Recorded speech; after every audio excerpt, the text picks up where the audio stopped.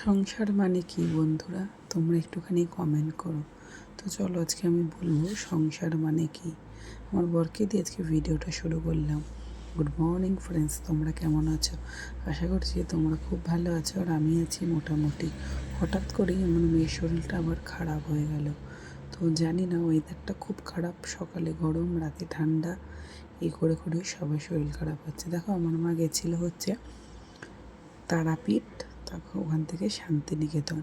সেখান থেকে আমার জন্য এই ব্যাগটা এনেছে। ব্যাগটা অনেক দিন ধরে কিনবো ভাবছিলাম, কিন্তু কেনা আর হয়নি। মাকে আমি কিন্তু বলিও নি, মা নিজেই পছন্দ করে এনেছে আমার জন্য আর আমার দিদির জন্য। সেটাই ভাবলাম তোমাদেরকে দেখাই। আর কোনো ভিডিও করব শান্তি করে কিন্তু আমি করতে পারি না। আর আমার বর বক বক করেই যাচ্ছে।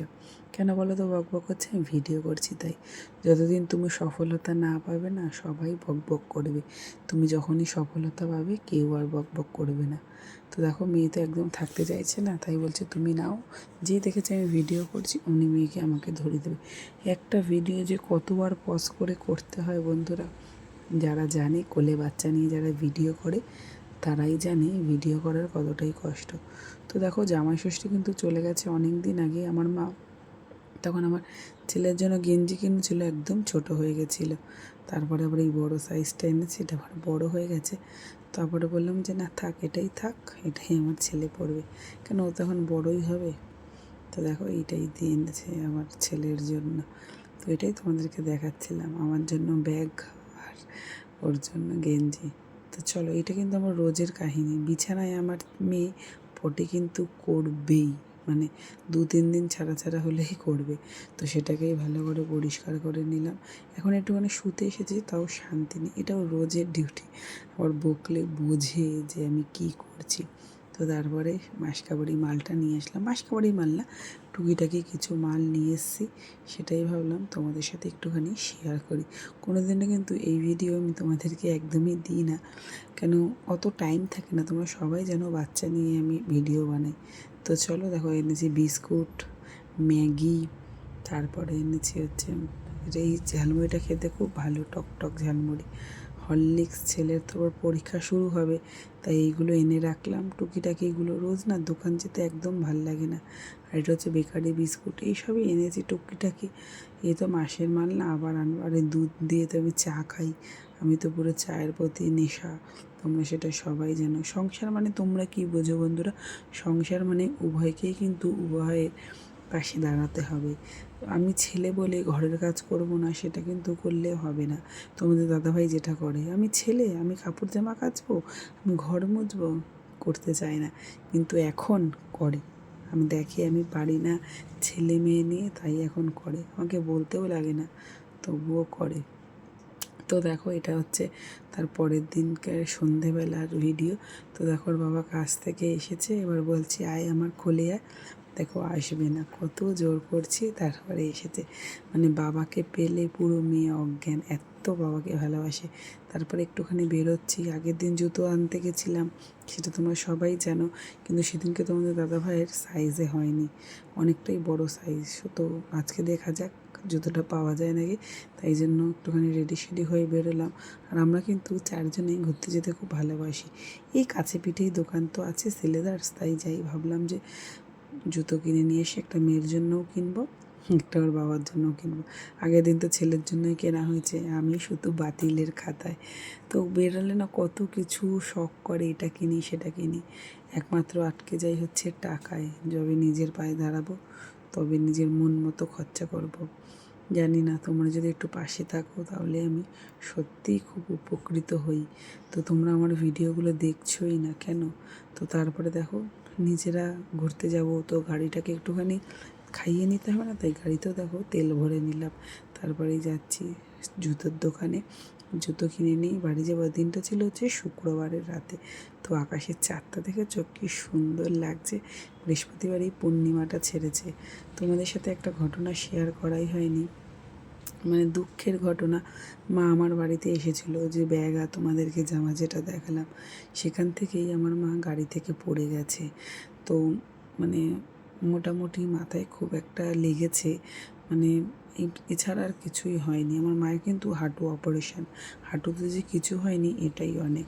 মাথাটায় লেগেছে, পুরো কপালটা পুরো ফুলে আছে। এই মন মেজাজটা এমনিও ভালো না, তার মধ্যে মেয়ের শরীর ভালো না, মানে নানান দিকে সমস্যা। কেউ এখন আর সুস্থ নেই, আর ভালো লাগছে না। আর ওই দেখো চারটা উঁকি মারছে, বলছে রাত্রে কিন্তু অনেক হলো, তোমরা এবার ঘুমাতে যাও। কিন্তু ঘুমানোর তো আর জো নেই, রাতের কাজ তো এখনও বাকি।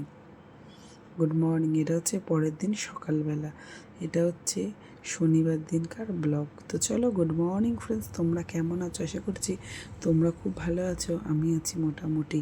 তো তোমাদেরকে তো বললাম মায়ের শরীরও ভালো না, মেয়ের শরীরও ভালো না। তোমাদের দাদাভাইয়ের আবারও ঠান্ডা লেগেছে। ওয়েদারটা এতটা পরিমাণে খারাপ, সবার শরীর খারাপ হচ্ছে। তো জানি না, ছেলেটার সামনে পরীক্ষা, ছেলেটাকে সুস্থ রাখার চেষ্টা করছি। ছেলের পরীক্ষাটা সামনে না, যদি শরীর খারাপ হয়ে যায় তাহলে কিন্তু ও আবার পরীক্ষা দিতেই পারবে না। তো তোমার দেখো ছাদ বাগানে নিয়ে এসে আমার ছাদে কত ফুল ফুটেছে। এতদিন পুজো দিতে পারছিলাম না, এতদিন গাছে ভর্তি ফুল, আর এখন পুজো দিতে পারছি, এখন আর গাছে ফুলই ফোটে না। তো দেখো ছাদটা একদিন সময় করে পরিষ্কার করব। বর্ষাকালে ছাদটা সত্যিই খুব বাজে অবস্থা হয়ে যায়। আর এটা কী গাছ তোমরা কমেন্ট করে অবশ্যই বলো। আমি জানি আমার ভিডিও কেউ দেখো না, যদি দেখো তাহলেও কমেন্ট করে বলো। এই দেখো আমার পাশের বাড়ি, একদম এখানকার বাড়িগুলো একদম পাশাপাশি। আর এটা হচ্ছে হলুদ গাছ।